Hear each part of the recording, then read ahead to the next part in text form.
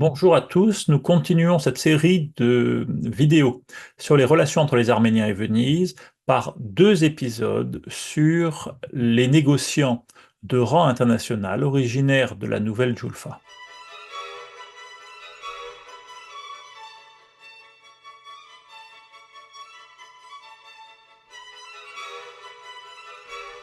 Installés de force dans le faubourg d'Isfahan vers 1104-1605, ces Arméniens étaient déjà d'habiles négociants quand ils fondèrent la Nouvelle Julfa. Shah Abbas leur apporta rapidement le monopole de la vente des soies grèges issues de ces États. Tel est le début d'une épopée humaine et commerciale qui leur permettra de créer un réseau commercial à l'échelle de l'Eurasie. Rappelons que le plateau arménien fut entre 1597 et 1639 le théâtre de guerres longues et cruelles entre Ottomans et Safavides, dont les populations arméniennes, prises entre ces deux puissances, étaient les victimes directes. Après la reconquête de la forteresse de Tabriz et des territoires environnants, Shah Abbas vit arriver, le long de la vallée de l'Euphrate, une importante armée ottomane. C'est alors qu'il prit la décision, en plein hiver, de faire évacuer toute la population arménienne de la partie occidentale de ces États pour pratiquer la politique de la terre brûlée. Les Arméniens durent abandonner en 4 jours la terre de leurs ancêtres. Ainsi, il fit déporter toutes les populations de la partie occidentale de ces États, à savoir la plaine de l'Ararat avec Erzurum, le Nakhichevan, le Salmast, la région de Khoy et d'Urmia, la région à l'est d'Erzurum, l'antique Garin, les plaines de Garni ou de Van. Sur les 300 000 Arméniens déplacés de force au cœur de l'hiver, près d'un tiers mourut du fait de ce voyage incommode, comme le rapporte le missionnaire portugais Anton Gouveia.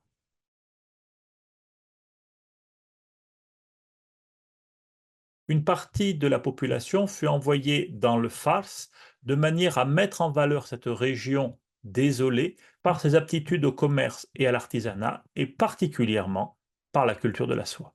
Une autre partie de la population arménienne, celle qui avait l'expérience du commerce au long cours, fut installée dans le faubourg de la capitale Isfahan, dans un faubourg construit par les Arméniens du nord de Nordjouha, la nouvelle Julfa. Puis progressivement, Shah Abbas leur confia le monopole de la vente des soies grèges d'Iran.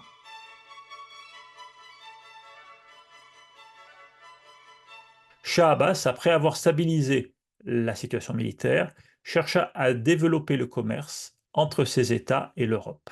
Il commence par confier 50 balles de soie grège, c'est-à-dire des soies brutes, au Khoja Safar, dans le but d'aller les vendre aux marchands européens. Il pensait initialement à l'Espagne de Philippe III. Puis progressivement, il donna le monopole complet des soies grèges de ces États à la communauté arménienne. À ces quantités de soie déjà considérables, les Arméniens ajoutèrent celles qu'ils pouvaient acheter dans l'Inde moghole ou le sud de la Chine. Puis, à ce premier commerce déjà lucratif, ils ajoutèrent le négoce d'autres denrées précieuses comme les pierres précieuses et les perles. L'Empire safavide profita pleinement des succès des négociants arméniens. Ainsi, tout au long du XVIIe siècle, le budget de l'État safavide est directement dépendant des versements réalisés par le Kalantar, le chef de la communauté arménienne, on pourrait dire le bourgmestre ou le maire de la nouvelle Julfa, versements qui sont réalisés auprès de la reine-mère, la mère du Shah régnant. Par exemple, en 1628, les versements qui étaient réalisés en lingots de 20 kilos d'argent ont représenté près de 80% des recettes de l'État safavide. Avec la mise en place de ce monopole débuta une épopée humaine extraordinaire qui eut comme cadre la totalité de l'Eurasie. On peut citer, pour illustrer ce fait, le Dictionnaire universel des affaires et du commerce paru à Londres en 1751, qui souligne la présence arménienne dans toute l'Asie, et particulièrement sur les rives de l'océan Indien. Je le cite. Les Arméniens sont aimables et polis. Ils ont beaucoup de bon sens et sont très honnêtes. Ils se concentrent beaucoup dans les affaires. Ils en ont fait leur activité principale.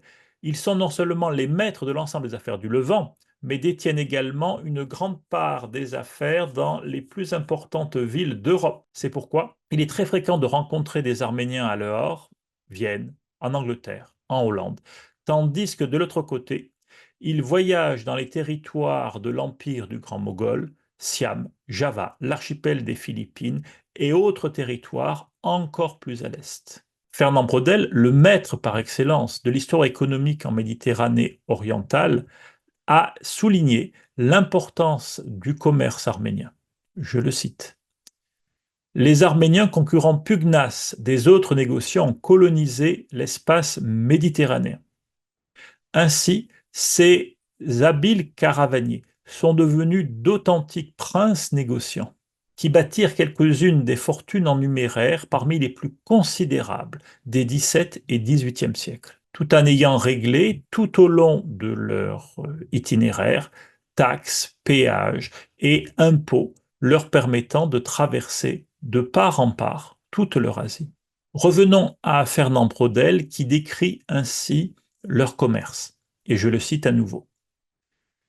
Ils furent, les Arméniens, les successeurs de la riche bourgeoisie des marchands italiens, un temps maîtresse de la Méditerranée entière, présents dans la quasi-totalité de l'univers marchand. Les Arméniens ont rayonné sur le monde à partir de la nouvelle Djoulfa.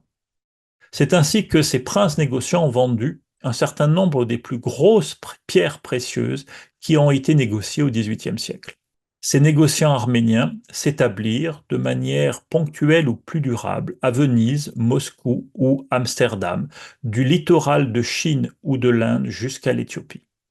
Cette épopée humaine a impressionné les contemporains tant par les distances parcourues que les volumes en jeu et que les masses financières manipulées par ces personnes.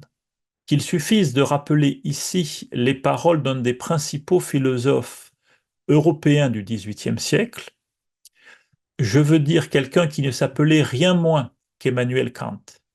Chez un autre peuple chrétien, les Arméniens, on rencontre un esprit d'entreprise tout spécial qui les a conduits depuis les confins de la Chine jusqu'à la Guinée. Ce peuple intelligent et laborieux a des représentants sur toute l'étendue de l'ancien continent.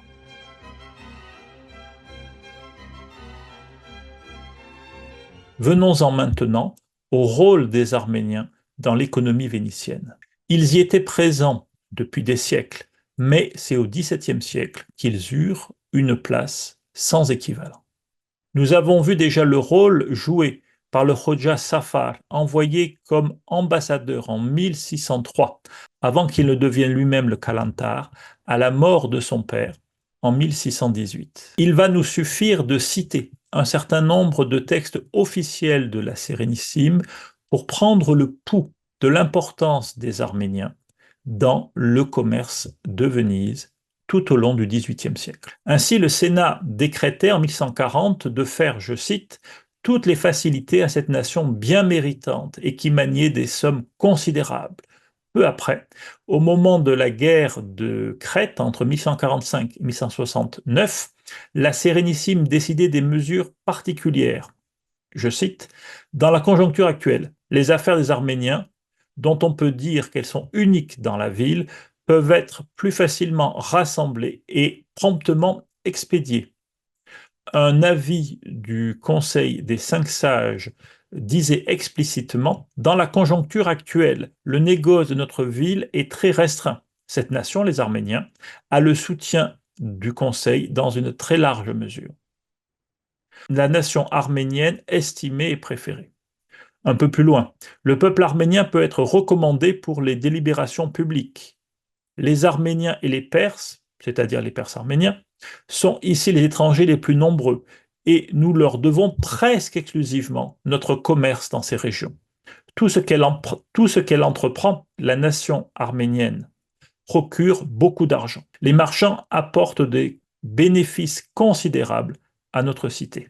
Ainsi, si le négoce des négociants arméniens atteint son paroxysme dans le tiers central du XVIIe siècle, son rôle fut important pour l'économie vénitienne et son rayonnement tout au long des XVIIe et XVIIIe siècles.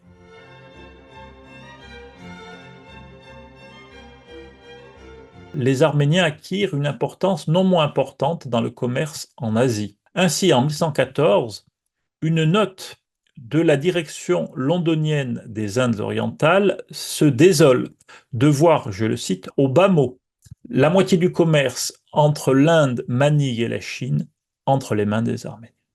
Ce texte est effectivement complété et confirmé par un certain nombre de travaux parmi les plus récents sur le commerce dans le monde hispanique. Et pour ce qui est de la liaison entre Madras et Manille, traversant l'océan Indien et le détroit de Malacca, ces travaux, publiés il y a quelques semaines à peine, témoignent que lorsque l'on étudie la totalité des navires ayant fait la liaison entre Madras et Manille entre 1677 et 1743, les Arméniens représentent un tiers des capitaines de navires. Il y a donc là un poids que l'on ne pouvait soupçonner il y a seulement quelques années. Puis, par leur entre-gens, ces princes négociants se mirent à jouer un rôle autrement plus important que l'achat et la vente de denrées de luxe et de marchandises précieuses. Ainsi, Matthieu l'Arménien devint l'ambassadeur plénipotentiaire de l'impératrice d'Éthiopie Hélène auprès du roi du Portugal Emmanuel. En Inde, à Madras, aujourd'hui Chennai, le Hoja Petrus finança la reconstruction de tout le sanctuaire de Saint Thomas, l'escalier qui permettait d'y accéder et même le pont qui permettait d'accéder sain et sauf au sanctuaire.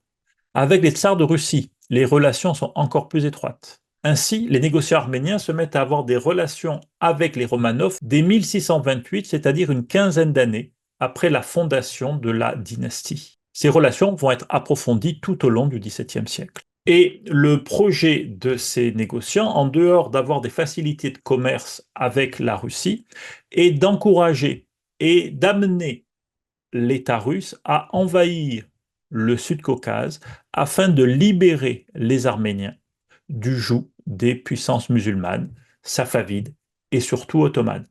C'est dans cet objectif que le Hoja Zacharie prit en 1660 le tsar d'accepter, en gage de fraternité dans le Christ, des Russes et des Arméniens, un ensemble de pierreries, de soieries et surtout un trône de facture arménienne en marqueterie fine.